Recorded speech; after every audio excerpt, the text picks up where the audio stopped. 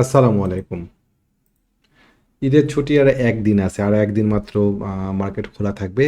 তার আগের দিনেই মার্কেটে আজকে 50 পয়েন্টের একটা পতন আমরা দেখতে পেয়েছি। পতনটা খুব অস্বাভাবিক ছিল না। প্রথমত মার্কেট বেশ টানা কয়েকদিন বেড়েছে। এর পাশাপাশি ব্যাংক সেক্টরটা কারেকশন হওয়া দরকার ছিল। ব্যাংক সেক্টরটা ডিভিডেন্টের আগের মুহূর্তে সেক্টর খেলবে এটা আশা করছি না। আশা করছি ব্যাংক কারেকশন এখনও বাকি আছে।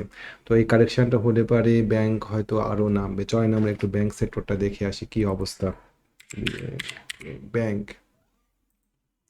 তার আগে একটু কথা বলে নিই। প্রথমত হচ্ছে শেয়ার মার্কেটে যে ব্যবসাটা সেটা একটা প্যাসিভ ইনকামের ব্যবসা। এই ব্যবসাটা আমরা অনেকেই করি একটা বাড়তি ইনকামের জন্য, কিন্তু আমরা এখানে প্রপার নলেজ নিয়ে ব্যবসা করতে আসি না। আমাদের এখানে জানা উচিত, টেকনিক্যাল জ্ঞান অর্জন করা উচিত, এই বিষয়গুলো আমাদের আরও বিস্তারিতভাবে জেনে বুঝে ব্যবসা করা উচিত।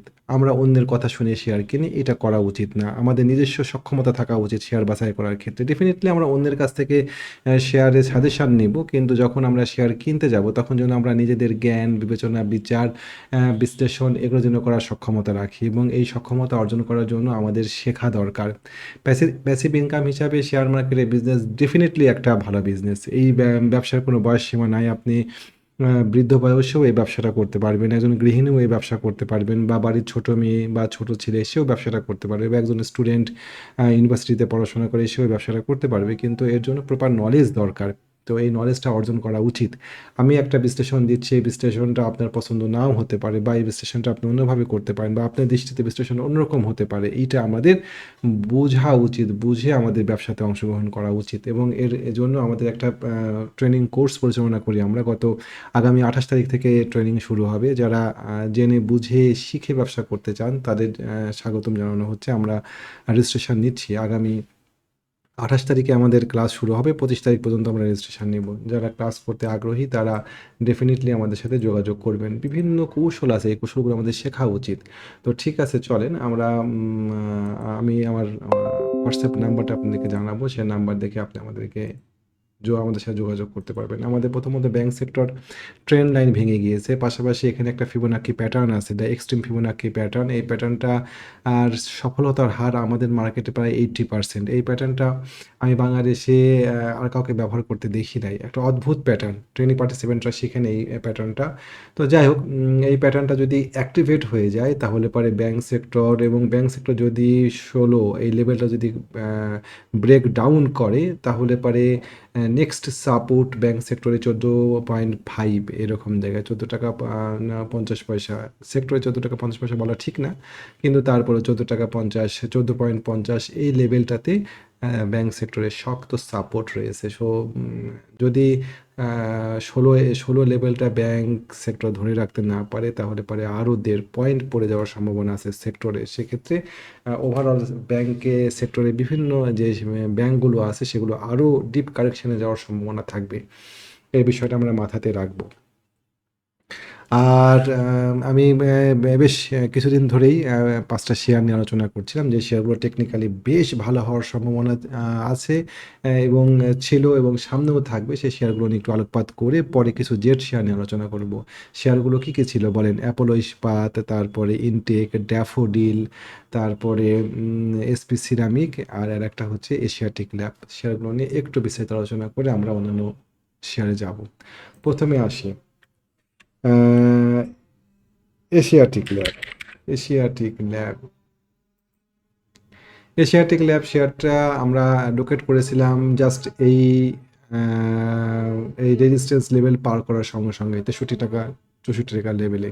তো শেয়ারটা অনেকখানি উপরে উঠে গিয়েছে, প্রায় 10%-এর মতন গ্যাপ দিয়ে দিয়েছে। কিছু কারেকশন হতেই পারে, কিন্তু কারেকশন শেষে উপরের দিকে আপসাইড মুভমেন্ট করার যথেষ্ট স্কোপ এবং স্পেস আছে। এই শেয়ারটা টেকনিক্যালি যথেষ্ট সুযোগ আছে। আমরা যদি ফিবোনাকির এক্সটেনশন আঁকি সেক্ষেত্রে শেয়ারটার নিকটবর্তী টার্গেট হয় 84 টাকা।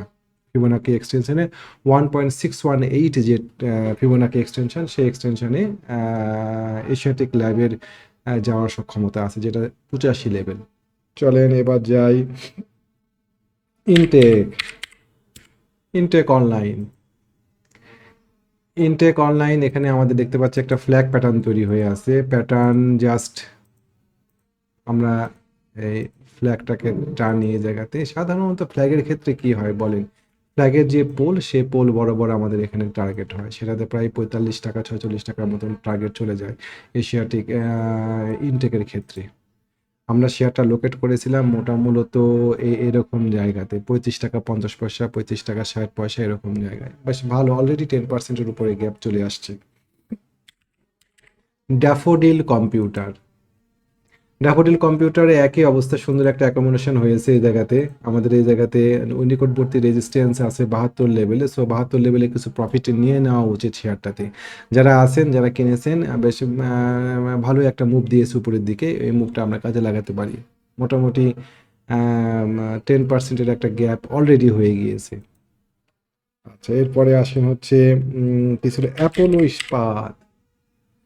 অ্যাপোলো ইস্পাতের একটা ব্রেকআউট হয়েছে এই জায়গাতে, আমরা ব্রেকআউট পয়েন্টটা সাপ্তাহিক চার্টে দেখিয়েছিলাম। ব্রেকআউট রিটেস্ট কমপ্লিট করেছে শেয়ারটা আজকে, তার ব্রেকআউট রিটেস্ট কমপ্লিট করে মুভ দেওয়া শুরু করেছে। এই শেয়ারটা আজকে চমৎকার প্রদর্শনী ছিল, চূড়ান্ত ভলিউম, 52 লক্ষ ভলিউম। এই শেয়ারটা উপরের দিকে আপসাইড মুভমেন্ট করা যথেষ্ট স্পেস আছে। প্রায় প্রায় যদি আমরা স্পেস ধরি এই শেয়ারটাতে ক্ষেত্রে, আমরা সাপ্তাহিক চার্টে আবার যাব। সাপ্তাহিক চার্টে শেয়ারটাতে আমাদের প্রথম টার্গেট হওয়া উচিত 5 টাকা, টার্গেট আস্তে আস্তে সেকেন্ড টার্গেট 8 টাকা, এভাবে 8 টাকা না দিয়ে প্রথম টার্গেট 5 টাকা, পরের টার্গেট 5.5 টাকা। ছোট শেয়ার তো 50 পয়সার গ্যাপ, অনেকখানি গ্যাপ হয়ে যায়। তো এই গ্যাপগুলো আমরা নজরে রাখবো, কেমন? তারপরে এসপি সিরামিক, এসপি সিরামিক এই শেয়ারটা সুন্দর, এই শেয়ারটা এখনও খারাপ হয়নি। এই শেয়ারটা 5টা শেয়ারের মধ্যে এই শেয়ারটা আজকে ব্যাক দিকে মুভ দিয়েছে, কিন্তু তারপরে ভলিউম কম।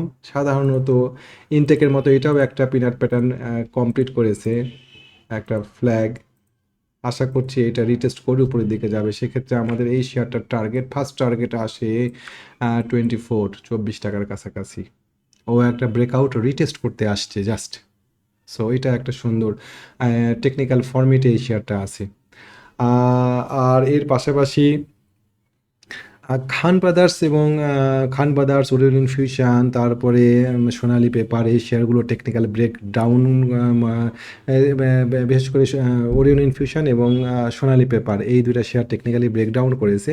আর খান ব্রাদার্স শেয়ারটা মুভমেন্ট খুব একটা পছন্দ হয়নি। চলেন খান ব্রাদার্স নিয়ে একটু আলোচনা করি। খান ব্রাদার্স পিপিপি ওভেন, খান ব্রাদার্স, খান ব্রাদার্স শেয়ারটা আমাদের এইখানে একটা শার্প মুভ দেওয়ার পরে দেখেন ছোট ছোট ছোট ছোট 4টা বেবি ক্যান্ডেল দিয়েছে এবং আমাদের মুভ দেওয়ার পরে এই ক্যান্ডেলটার মাথার উপরে প্রাইস আর উঠতে পারেনি। এটা একটা বিপদ সংকেত। সাধারণত এরকম ক্ষেত্রে প্রাইস যদি এই রেড ক্যান্ডেলের নিচে নেমে যায়, তাহলে অনেকখানি নিচে নেমে যাওয়ার একটা সম্ভাবনা থাকে, প্রায় রেড ক্যান্ডেলের দ্বিগুণ। আমরা এই ঝুঁকিটা নিতে চাইনি বিধায় ট্রেড শুরু হওয়ার পরপরই আমরা এই 51 টাকা 80 পয়সা, 51 টাকা 50 পয়সা এই লেভেলে খান ব্রাদার্স থেকে বের হয়ে গিয়েছি আজকে আমরা, কারণ টেকনিক্যালি ভালো না। এটা জাস্ট একটা উল্টা চিত্র আপনাদেরকে আমি দেখাই। সিমটেক্স, সিমটেক্স শেয়ারটাতে দেখেন এই জায়গাতে একটা শার্প মুভ আসছিল, মুভ আসার পরে পরপর জাস্ট 4টা ক্যান্ডেল, একটা ক্যান্ডেলও এটাকে ব্রেক ডাউন করতে পারেনি, পরবর্তী পর্যায়ে উপরের দিকে শার্প মুভ হয়েছে। এইটাই খান ব্রাদার্সের ক্ষেত্রে ঠিক উল্টাভাবে কাজ করছে। টেকনিক্যালি খান ব্রাদার্সের ক্ষেত্রে এইটাই, এখানে ছোটো ছোটো বেবি ক্যান্ডেলগুলো আমাদেরকে কিছুটা ভয় দেখাচ্ছে। বেবি ক্যান্ডেলগুলো সবসময় চার্টে ভালো ফলাফল নিয়ে আসে না অনেক ক্ষেত্রেই, কেমন? এই বিষয়টা আমরা সতর্কতার সাথে দেখব এবং পদ্ধতি আমরা সতর্কতামূলক পদ্ধতি নিব। এই শেয়ারটা সেল করে দিয়ে আমরা সাইফ পাওয়ার এবং অ্যাপোলো ইস্পাত, টেকনিক্যালি বেশ স্ট্রং পজিশনে আছে সাইফ পাওয়ার এবং অ্যাপোলো ইস্পাত।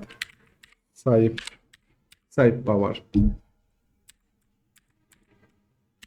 সাইফ পাওয়ার, সাইফ পাওয়ার টেকনিক্যালি খুব চমৎকার পজিশনে আছে। ও একটা শার্প মুভ দিয়ে আসছে, মুভিং অ্যাভারেজগুলোর উপরে আসছে। শেয়ারটাকে আমরা যদি একটু উইকলি চার্টে দেখি, উইকলি চার্টে সে একটা ইনসাইড বার ব্রেকআউট করেছে আজকে, এটা একটা ভালো দিক। এবং এই ধরনের শেয়ারগুলো উপরের দিকে যাওয়ার যথেষ্ট জায়গা থাকে।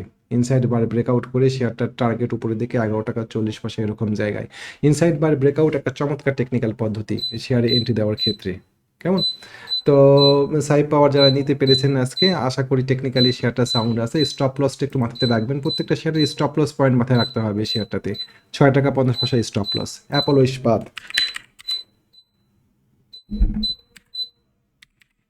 অ্যাপোলো ইস্পাত এই শেয়ারটাও চমৎকার। এই শেয়ারটা আমরা বারবারই বলছি ব্রেকআউট কমপ্লিট, রিটেস্ট করতে আসছে, রিটেস্টও কমপ্লিট করেছে, দিয়ে সে সুন্দর একটা মুভমেন্ট দিয়েছে। আমরা এই শেয়ারটাকে লোকেট করেছি, আমরা 3 টাকা 80 পয়সা, 3 টাকা 70 পয়সা এরকম জায়গাতে শেয়ারটা এন্ট্রি পয়েন্ট ছিল, চমৎকার এন্ট্রি পয়েন্ট ছিল, খুব সুন্দর একটা এন্ট্রি পয়েন্ট ছিল এই জায়গাতে। যারা এই জায়গাতে এন্ট্রি দিলে পরে উপরের দিকে আপসাইড অনেকখানি স্পেস তৈরি হয়, শেয়ারটা টেকনিক্যালি স্পেস তৈরি হয় এই শেয়ারটাতে। প্রায় প্রথম টার্গেট 5 টাকা। তো অনেকখানি একটা স্পেস উপরের দিকে আপসাইড স্পেস তৈরি হয়। অবশ্যই স্টপ লস মাথায় রাখবেন শেয়ারটাতে। স্টপ লস ছাড়া কোনো শেয়ারে আমরা এন্ট্রি নেওয়ার ক্ষেত্রে চিন্তাও করব না। এই শেয়ারটার স্টপ লস হবে 3 টাকা 40 পয়সা। 60 পয়সার এগেনস্টে প্রায় 1:2 রিস্ক রেওয়ার্ড রেশিও চলে আসে এই শেয়ারটাতে। এর পাশাপাশি অনেকগুলো শেয়ার আছে যে শেয়ারগুলো নিয়ে টেকনিক্যাল অ্যানালিসিস করা যেত আজকে, কেমন? সাইড পাওয়ার আমি বললাম, অ্যাপোলো ইস্পাত, এফএস স্টিল, আপনাদের যারা মনে আছে এসএস স্টিল নিয়ে আমি বেশ প্রায় মাসখানেক থেকে বলছি যে সেটা সম্ভাবনাময় একটা টেকনিক্যাল পজিশন তৈরি করে আছে, উপরের দিকে আপসাইডে মুভ করার স্পেস তৈরি হয়ে আছে অনেকখানি। এটা একটা জেড ক্যাটাগরি শেয়ার। রিং শাইন রিং শাইন শেয়ারটাও সুন্দর, দেখেন আজকে সার্কিট দিয়ে রাখছে শেয়ারটা ভালো, উপরের দিকে ওঠার যথেষ্ট জায়গা আছে। জেনারেশন নেক্সট জেনারেশন নেক্সট এই শেয়ারটা সুন্দর, দেখেন টেকনিক্যালি একটু সাপ্তাহিক চার্টটা দেখেন, একটু ব্রড প্রসপেক্টের শেয়ারটাতে দেখেন, চমৎকার। এখানেও ইনসাইড বার ব্রেকআউট হয়েছে শেয়ারটাতে, ভালো। এখানে একটা ব্রেকআউট, কমপ্লিট একটা ব্রেকআউট হয়েছে শেয়ারটাতে আজকে, ব্রেকআউট। হ্যাঁ, তারপরে জেট শেয়ারগুলো নিয়ে আপনাদের সাথে আমি বরাবরই আলোচনা করছি যে শেয়ারগুলো অনেক কারেকশন হয়ে আসছে, একদম কারেকশন হতে হতে হতে হতে একদম লো লেভেলে চলে আসছে। এরকম শেয়ারগুলোতে আপসাইড মুভমেন্টের স্পেস থাকে উপরের দিকে আপসাইডে। নুরানি, তারপরে সিএনএ টেক্সটাইল, আলিফ, নিউ লাইন, রিজেন্ট টেক্সটাইল এই শেয়ারগুলোতে উপরের দিকে ওঠার যথেষ্ট সুযোগ আছে এবং থাকবে। তো আহ, আপনারা যারা এন্ট্রি নিতে চান, কোথায় স্টপ লস নেবেন, কোথায় টেক প্রফিট নেবেন, এই বিষয়গুলো দেখবেন। আমাদের একটা গ্রুপ আছে, আমরা সেই গ্রুপে টেকনিক্যাল এই বিষয়গুলো আলোকে শেয়ার বিশ্লেষণ করার চেষ্টা করি। একটা একটা লার্নিং টাইপেরই গ্রুপ বলতে পারেন। আর আপনার সেই গ্রুপে স্বাগতম। আমরা সেই গ্রুপে শেয়ার কেনা বেচার বিষয়গুলো নিয়ে দেখি, আমরা ট্রেড প্ল্যান তৈরি করি, আমরা সম্ভাবনাময় শেয়ারগুলো খুঁজে বের করি এবং সেই শেয়ারগুলোতে এন্ট্রি দেওয়ার কৌশল খুঁজি। তো এই লার্নিং গ্রুপে আপনি ইচ্ছা করলে যুক্ত হতে পারেন। এর পাশাপাশি আমাদের ট্রেনিং শুরু হচ্ছে আগামী 28 তারিখ থেকে, আপনারা জানেন। আপনারা সেই ট্রেনিংয়ে অংশগ্রহণ করতে পারেন। আমার মোবাইল নাম্বারটা আপনাদেরকে আমি দিয়ে দিচ্ছি, 019219311195। তো অনেক বড় হয়ে গেল ভিডিওটা, ভালো থাকবেন। আজকে এ পর্যন্ত থাকলো। আসসালামু আলাইকুম।